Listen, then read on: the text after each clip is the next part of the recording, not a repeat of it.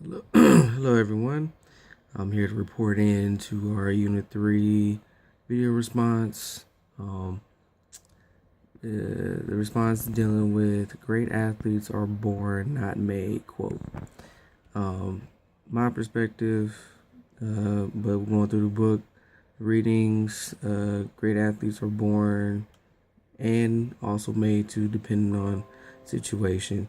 Plus, it also deals with genetics. So reporting back to the presentation slides, going through the genetic area portion of it, 25% of max VO2 potential is inherited, as well as certain other characteristics passed down from your parents, and some of their abilities may be built into that genetic makeup.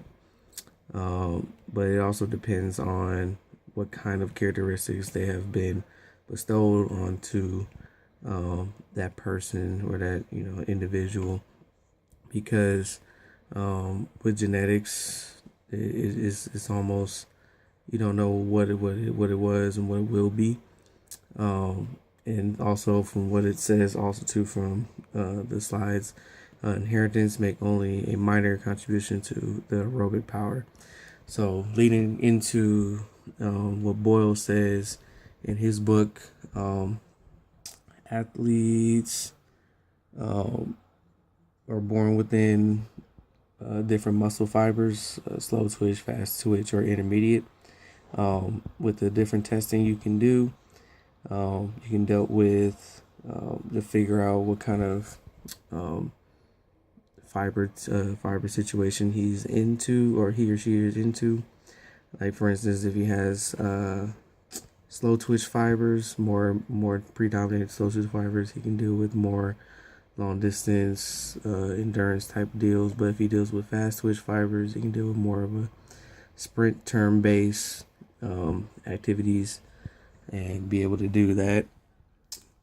Also, he stated that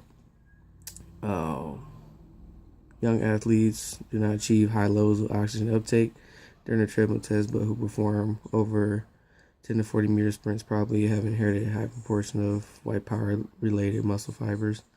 And then also saying that athletes with predominant fast twitch fibers, which I said excels in sprint oriented sports, but struggle in aerobic activities.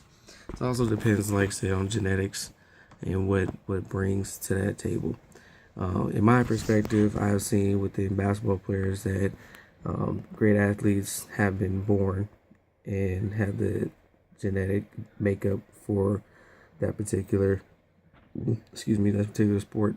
So, for instance, I have a couple guys that have great talent, but they also have to continue to work for it. They have great abilities, and they can improve those abilities and have potential to grow and improve, but they have to work for it. So it all comes down to, in my perspective, within sports too, that even though if you have the talent, you still have to work and be able to progress and improve to perfect your craft in that sport that you're even into, that you find out what works for you.